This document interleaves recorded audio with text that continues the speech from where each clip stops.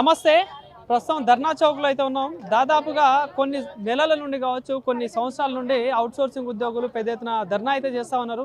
మమ్మల్ని రెగ్యులరైజ్ చేయాలి, ఈ అవుట్సోర్సింగ్ వ్యవస్థని తీసేయాలి, మా శ్రమకి ఎంతైతే ఉందో అంత మాకు ఫలితం దక్కాలంటూ కూడా వాళ్ళు ఎంతైతే కష్టపడుతున్నారో అంతే మాకు జీతాలు రావాలంటే వాళ్ళు డిమాండ్ చేస్తూ ఉన్నారు.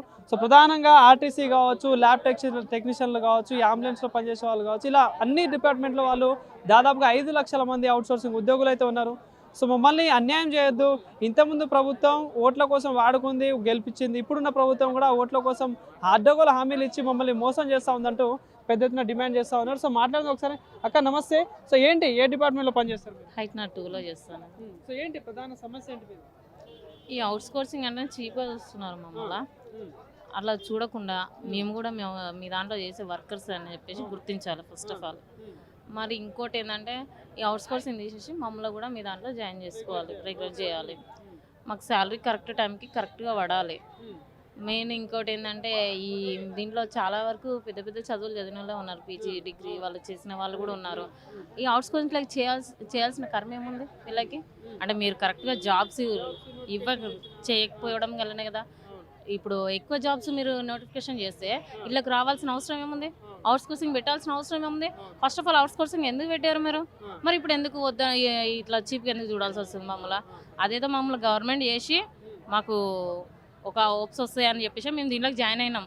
దీంట్లోకి మిమ్మల్ని రమ్మన్నామా, మిమ్మల్ని చేయమన్నామా అంటే మాకు జాబ్స్ లేవు కాబట్టి మేము ఇళ్ళకి రావాల్సి వచ్చింది. లేకపోతే మేము ముందు ప్రభుత్వం కావచ్చు, ఇప్పుడున్న ప్రభుత్వం కావచ్చు, మేము ఉద్యోగాలు ఇస్తున్నాం, నోటిఫికేషన్లు వీళ్ళేమో 2 లక్షల ఉద్యోగాలు అన్న వాళ్ళు ఇంటికో ఉద్యోగం అన్నారు కదా. అదే ఏడిస్తున్నారు. మరి నేను కూడా కానిస్టేబుల్కి రాసా, మరి ఏది మరి నాకు కూడా రాలే. మా చెల్లె రాసింది, మా చెల్లె రాసి కూడా అన్నిట్లో పాస్ అయింది, తనకి ఇంతవరకు రాలే. మా ఫ్రెండ్ కూడా రాసింది. అందరం జాబులు చేసి రాసి అన్నిట్లో పాల్గొని మళ్ళీ రివర్స్గా వెనక్కి పడిపోయినాం. అందరికీ ఇవ్వట్లేరు. కొంత ఇప్పుడు 10,000 పెట్టిన జాబులు దాంట్లో 20,000 మంది ఉన్నారు. నువ్వు 20,000 మందికి 10,000 జాబులు పెడితే వాళ్ళకి మిగతా వాళ్ళందరూ ఎక్కడ పోతారు? అందుకనే ఇప్పుడున్న ప్రభుత్వం 2 ఏళ్లలో మేము దాదాపుగా 60 నుండి 70,000 ఉద్యోగాలు ఇచ్చినాము, నోటిఫికేషన్లు ఇస్తా ఉన్నాం అని చెప్పేసి అంటాం. మరి వీళ్ళంతా ఎందుకున్నారు ఇట్లా? వీళ్ళంతా ఎందుకున్నారు? మీరు కరెక్ట్గా జాబులు ఇస్తే జాబులు ఉన్నాక ఈ అవుట్సోర్సింగ్ ఎందుకు చేయాల్సిన కర్మ ఏముంది వాళ్ళకి? అందుకని అందరికి జాబులు ఇస్తే అంత బాధ ఏమి ఉండదు. మాకు ఒక రెస్పెక్ట్ అనేది మిమ్మల్ని అడుక్కోవట్లేదు మేము. మాకు రెస్పెక్ట్ అనేది మమ్మల్ని ఒక మనుషులు లెక్క, మేము కూడా చేసేది ఒక జాబే. దాంట్లో మాకు ఒక వర్కర్ లెక్క చూడండి, మాకు ఒక రెస్పెక్ట్ ఇవ్వండి, కష్టాన్ని గుర్తించాలి. మెయిన్ మాకు శాలరీ కరెక్ట్ టైంకి పడాలి. మళ్ళీ ఇంకోటి అవుట్సోర్సింగ్ అనేది తీసేసి మాకు కార్పొరేషన్ లెక్క చేసి మాకు అదే ఆ విధంగా మాకు శాలరీ పడేటట్టు చూడండి. మాకు ఈ దీంట్లోకి వచ్చినామంటే ఏ హోప్స్ తోటి వచ్చినామంటే మాకు గవర్నమెంట్ అవుతుందేమో అన్న ఆశ కొద్దీ మేము వచ్చినాం. ఆ ఆశ మాకు ఇంకా ఉంది. అది మీరు మధ్యలో పేపర్లలో దీంట్లో పెద్దవాళ్ళు మాట్లాడి ఆ ఉన్న హోప్స్ ఒడగొట్టి మేము కూలీ పనులకు పోతే అదే మాకు బెటర్ అనేటట్టుగా మాకు అట్లా తేకండి. అదే పని చేసాం. మమ్మల్ని ఇప్పటికే మీరు కూలీ లెక్క అన్నట్టుగానే చూస్తున్నారు. మాకు ఇది చేసేవాళ్ళు దీంట్లో రెస్పెక్ట్ లేక ఈ కూలీ పనికి పోయిందే బెటర్ అన్నట్టుగా అనిపిస్తుంది.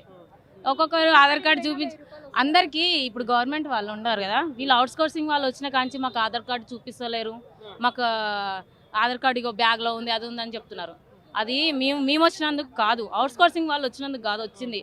ఎందుకు వచ్చిందంటే ఆధార్ కార్డు వల్ల పబ్లిక్ ఎక్కువయ్యి దాని ద్వారా వాళ్ళు మాకు కూడా ఆధార్ కార్డు ఉందనే చెప్తున్నారు తప్ప చూపిస్తలేరు. మీరు ఒక తీరుగా మేము ఒక తీరుగా చూస్తలే. వాళ్ళు ఆధార్ కార్డు అన్నప్పుడు వాళ్ళందరికీ ఆధార్ కార్డు వల్లనే ఫ్రీ అని చెప్పేసి వాళ్ళు అట్లా చేస్తున్నారు తప్ప మేము ఉన్నామని మేము వచ్చినామని చేస్తున్నాం అనేది మాత్రం కరెక్ట్ కాదు. మేము ఆశ కొద్ది వచ్చినాం, దీంట్లో గవర్నమెంట్ అవుతుందని ఆశ కొద్ది వస్తుంది. మమ్మల్ని అట్లా చేస్తే బెటర్ అన్నట్టుగా మేము వచ్చినాం. మా శాలరీ ఎంత అవుతుందో ఇప్పుడు బేసిక్ శాలరీ 23,000. ఆ 23,000లో మాకు ఇచ్చే ఎంత వస్తుందో అంత ఇవ్వాలి. ఇప్పుడు మధ్యలో ఈ కాంట్రాక్టర్ ఉండు, ఆ కాంట్రాక్టర్కి వెళ్ళి ఆయన సగం తిని మాకు సగం ఇచ్చి మళ్ళీ దాంట్లో 1000 రూపాయలు తింటే ఇప్పుడు మాకు వచ్చేది ఏముంటుంది అన్న? కష్టం ఏం చేసి ఇప్పుడు ఫలితం ఆయన వాడికి కూర్చొని తింటున్నాను. రెగ్యులర్ కావాలనేసి చూస్తున్నామండి. ఆ హోప్స్ తోటే ఇంత రిస్క్ అయినా కూడా ఈ ఫీల్డ్కి వచ్చింది కూడా రెగ్యులర్ అవుతుంది అనే హోప్స్ తోటే వచ్చినాము. ఈ అవుట్సోర్సింగ్ తీసి ప్రభుత్వమే మమ్మల్ని డైరెక్ట్ తీసుకొని శాలరీస్ అన్ని వాళ్ళే చూసుకొని మాకు రెగ్యులర్ వేయాలనేసి మేము కోరుతున్నాము. గతంలో హామీ కూడా ఇచ్చింది. ఇప్పుడు ప్రభుత్వంలో ఉన్న మంత్రులు కావచ్చు, ఎమ్మెల్యేలు కావచ్చు, మీ ఏరియాలో ఉన్న లీడర్లు కూడా చాలా మంది అప్పుడు ఎలక్షన్ టైంలో హామీ ఇచ్చిళ్ళు. ప్రభుత్వం రాగానే చేస్తామని చెప్పి ఇప్పటికీ 2 సంవత్సరాలు అవుతా ఉంది. ఏంటో స్పందన ఉందా? లేదు, లేకనే ఇట్లా ఇష్యూస్ అయ్యి ఇప్పుడు మేము ఇట్లా రోడ్ల పైకి వచ్చి డ్యూటీలు బంద్ చేసుకొని ఇంటికాడ వదిలేసుకొని రోడ్డు పైకి వస్తున్నాం అంటే ఆ సమస్యలు మాకు ఏవి తీర్చలే కాబట్టి ప్రాబ్లమ్స్ ఉన్నాయి కాబట్టి కనీసం మీడియా ముందుకు వచ్చి మా ప్రభుత్వం మా బాధల గురించి చెప్పుకుంటే ఏమన్నా చేశారనేసి మేము మీడియా ముందుకు వచ్చినాము. ఒక ప్రభుత్వం ఏమంటా ఉంది, అసలు ఎలాంటి సమస్యలు లేవు రాష్ట్రంలో, అందరూ సంతోషంగా ఉన్నారు, మహిళలు సంతోషంగా కాదు కదా, వాళ్ళు అనుకుంటే కాదు కదా, ప్రజలకు వచ్చి మేము చేసి చూసి మమ్మల్ని అడుగుతూనే కదా తెలిసేది. ఇప్పుడు ప్రాబ్లమ్స్ లేకుంటే మేము అందరూ రోడ్డు పైకి వచ్చి మేము ఎందుకు మాట్లాడతాం, ఎందుకు ఇంత పోరాటాలు చేస్తాము? ప్రాబ్లమ్స్ ఉన్నాయి కాబట్టి మేము ఒక్కొక్కరు లేడీస్ అందరం పిల్లల్ని వదిలేసుకొని ఆయన సరిపడే డ్యూటీస్ మాకు ఉంటే పోతే తెలియకుండా కూడా మేము ఇటుకు వచ్చినాము. నైట్ 12 వరకు కూడా ఎందుకు చేస్తున్నాం అంటే చెప్పలేము. ఇప్పుడు కష్టపడితే రేపు ఫ్యూచర్లో మనకి గవర్నమెంట్ మమ్మల్ని గుర్తిస్తుంది, మాకు రెగ్యులర్ చేస్తుంది అనే హోప్స్ తోటి నైట్ 11 to 12 అయినా కూడా మేము చేసుకొని ఇంటికాడ పిల్లలకు చూసుకుంటూ ఇక్కడ చేసుకుంటూ ఇంత కష్టపడి చేసినాం. ఆయన కూడా గుర్తించకుంటూ ఉంటే మాత్రం చాలా కష్టం. దయచేసి మేము కష్టపడుతున్నాం, మా కష్టాన్ని ఫలితాన్ని గుర్తించి రెగ్యులర్ చేయాలి. శాలరీస్ కొంచెం చూసి మాకు ఇంతలో ఇప్పుడు అదే అవుట్ సోర్సింగ్ వాళ్ళకి ఇప్పుడు కాంట్రాక్టర్కి వేసి అమౌంట్ మధ్యలో వాళ్ళు లేకుండా డైరెక్ట్ మాకే వేయండి, అదే సార్లు మాకు డైరెక్ట్ వేసి రెగ్యులర్ చేసామని హోప్స్ ఉన్నాయనుకో మాకు కూడా ఓకే, మాకు ఇప్పుడు ప్రభుత్వం అండగా ఉంది కాబట్టి కష్టపడతాము అనేసి కష్టపడిన మాకు కూడా అనిపిస్తుంది. అటు సపోర్ట్ లేక ఇటు సపోర్ట్ లేక బయట ఎవరు వచ్చినా ఎవరైనా ఎక్కిరనుకో బస్సు అవుట్ సోర్సింగా ఓకే మీరు అవుట్ సోర్సింగ్ అని చీప్ చూస్తున్నారు. ఫస్ట్ ఆఫ్ ఆల్ దాన్ని తీసేయండి. ఎందుకు మేము ఏమన్నా అడుగునికి రాలే కదా, ఒక జాబ్ పర్పస్నే వచ్చినాం కదా, రెస్పెక్ట్ ఉండాలి కదా. ఎవరైనా ఇంత ముందుకి ఆర్టీసీ వాళ్ళు ఎవరన్నా అంటే వీళ్ళు స్టాప్ ఆర్టిస్ట్ అని ఒక రెస్పెక్ట్ ఉండే, మాకు కూడా చూసినప్పుడల్లా అనిపిస్తుండే అరే మాకు కూడా రెస్పెక్ట్ వస్తుంది అనే హోప్స్ తోటి అల్లకి వచ్చినాక అవుట్ సోర్సింగా మీరు ఓకే అవుట్ సోర్సింగ్ అంతేనా, అది ఎంత చీప్ అంటే అనిపిస్తుంది. అమ్మ ఇంత కష్టపడి ఈడికింది వచ్చినాము ఈ మాట కోసమా వచ్చింది, మేము ఒక పొజిషన్లో ఉంటే చూస్తారా అనేసి వస్తే ఇట్లా చూస్తున్నారా అనేసి అప్పుడు అనిపించింది. అవుట్ సోర్సింగ్ ఏదో ఆ గవర్నమెంట్ వాళ్ళకి ఇచ్చి వాళ్ళ మధ్య తినడానికే వాళ్ళకి వేస్తుంది.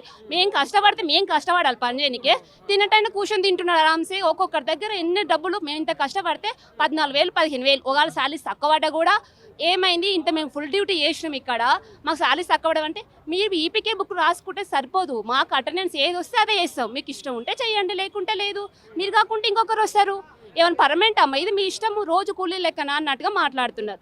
దయచేసి అవుట్ సోర్సింగ్ వీళ్ళ మధ్య కాంట్రాక్ట్ వాళ్ళని తీసేసి ఎంత సార్లు మీకు ఎంత ఇవ్వాలనుకుంటున్నారో డైరెక్ట్ మా అకౌంట్లకి మాకు వేసేటట్లుగా రేపు కూడా మాకు పర్మనెంట్ చేసేటట్లుగా చేయాలని ప్రభుత్వాన్ని కోరుతున్నాం. నేను చెప్పేది ఒకటే, గవర్నమెంట్ రేవంత్ రెడ్డికి ఏం చెప్తున్నానంటే సార్ గారికి గవర్నమెంట్కి ఏ విధంగా బెనిఫిట్స్ ఇస్తున్నారో అవుట్ సోర్సింగ్ అనేది తీసేసి కార్పొరేషన్ ఏర్పాటు చేసినా సరే కానీ వాళ్ళకి తగిన రెస్పెక్ట్ అనేది ఇచ్చి ఆర్టీసీకి ఏ విధంగా రెస్పెక్ట్ ఇస్తుందో అవుట్ సోర్సింగ్ చేసే డిపార్ట్మెంట్ వాళ్ళకి రెస్పెక్ట్ ఇవ్వాలి. ప్లస్ ఇచ్చే జీతంలోకి ఇట్లా తగిన కోతలు గొయ్యకుండా ఇటు ప్రభుత్వానికి ఇంత కాంట్రాక్టర్ తీసుకోకుండా డైరెక్ట్గా కస్టమరు ఎవరైతే డ్యూటీ చేస్తున్నారో వాళ్ళకి ఈ విధంగా మనీ చేస్తే అదో బెనిఫిట్గా ఉంటుంది. అట్నే హెల్త్ ఇన్సూరెన్స్ వచ్చినప్పుడు ఆర్టీసీ వాళ్ళకి ఏ విధంగా ఇస్తున్నారు ప్రొవైడ్నెస్, ప్రతి ఒక్కరు పని చేస్తున్నారు. నువ్వు ఆర్టీసీ నేను ఆర్టీసీ చేయడం, నువ్వెంత చేస్తున్నావో నేనంతే చేస్తున్నా, నీకు ఇచ్చిన వాల్యూ నాకు ఇవ్వాలి. ఖచ్చితంగా మనం ఆర్టీసీలో చేసినప్పుడు కలుసుకుంటా చేయాలి. ఒక 2 చేతులు కలిస్తేనే ఒక తిరిగి అవుతాయి, నువ్వు ఒకటి నేను ఒకటి అయితే అది కాదు. అంతేనా, వ్యవస్థ మారాలి, తగిన న్యాయం జరగాలి, చేసిన ఫలితానికి తగ్గట్టు ఉండాలి. మాకు ఇట్లా హోప్స్ ఉంటాయి చేయాలి, ఈ డ్యూటీ కాకుండా ఇంకో డ్యూటీకి మాకు రెస్పెక్ట్ నెక్స్ట్ వచ్చేదానికైనా బెనిఫిట్ ఉంటుంది అని చెప్పేసి మేము ఇట్లా చేస్తాం. దాదాపుగా అవుట్ సోర్సింగ్ వ్యవస్థలో 5 లక్షల మంది ఉన్నారని చెప్తా ఉన్నారు. సో ఎలక్షన్స్ అయిపోయినాయి, వాళ్ళ పని వాళ్ళు చేసుకున్నారు, మళ్ళీ ఎలక్షన్స్ రాబోతాయి, మళ్ళీ మీ చేతిలో పవర్ ఉంటుంది.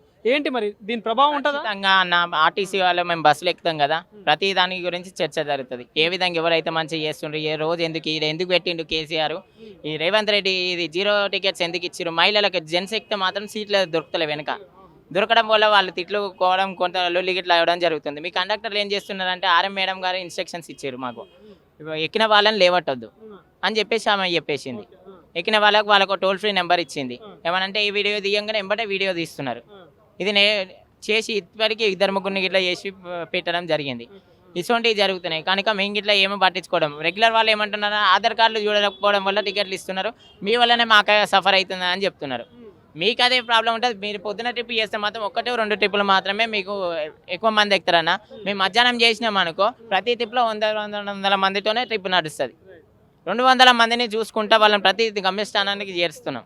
అట్లయినా కానీ మేము చూసుకున్నా కానీ మళ్ళీ వాళ్ళు మా మీదనే నెగిటివ్ ఇంట్రాక్షన్ చేస్తున్నారు. ఏం లేదన్న, ప్రభుత్వంలో విలీనం చేయాలి ఫస్ట్. లేదనుకో ఈ ఇచ్చిన ఆల్రెడీ ఇంతకుముందు గవర్నమెంట్ మన స్టాఫ్కి ఇట్లా మొన్న ర్యాలీ చేసిరు ఆల్రెడీ 90% కేసీఆర్ సార్ చేసి వెళ్ళిపోయిండు. దాన్ని కొంచెం మీ దగ్గర అనుకుంటే అయ్యే పని, చేయాలనుకుంటే మీకు 2 నిమిషాలు కాదు చేయనీకి, కానీ మమ్మల్ని ఆలోచించి చేయాలి. ఇప్పటికైనా ప్రభుత్వాన్ని మేము ఒకటే విన్నవించుకుంటున్నాం రేవంత్ రెడ్డికి. సో ఇది పరిస్థితి ఇక్కడ. ఏదైతే చూసుకుంటే అవుట్ సోర్సింగ్లో పనిచేసే ఏదైతే అన్ని డిపార్ట్మెంట్స్ సంబంధించిన వీళ్ళందరూ కూడా మెయిన్గా ఒకటే డిమాండ్ చేస్తూ ఉన్నారు. మేము కష్టపడతా ఉన్నాం, మాకు కష్టంకి తగ్గ మాకు జీతం రావాలి. సో ప్రభుత్వం గతంలో హామీ ఇచ్చింది, సో ఇప్పుడు కూడా ఎందుకు మమ్మల్ని ఇట్లా పట్టించుకోవట్లేదు, మేము కష్టపడేదానికి మమ్మల్ని రెగ్యులరైజ్ చేసి ప్రభుత్వంలో మమ్మల్ని కూడా ఒకలా గుర్తించండి. అవుట్ సోర్సింగ్ అంటే బయట చాలా చులకనగా చూస్తూ ఉన్నారు. సో మా కష్టాన్ని గుర్తించి మమ్మల్ని ప్రభుత్వంలో విలీనం చేసి మాకు తగిన న్యాయం చేయాలంటే కూడా దాదాపు ప్రధానంగా ఏదైతే ఈ అవుట్ సోర్సింగ్లో పనిచేసే ఆర్టీసీ వాళ్ళందరూ కూడా డిమాండ్ చేస్తున్న పరిస్థితి కనిపిస్తూ ఉంది. కెమెరా పర్సన్ సుధాకర్తో నవీన్, యోయో టీవీ, హైదరాబాద్.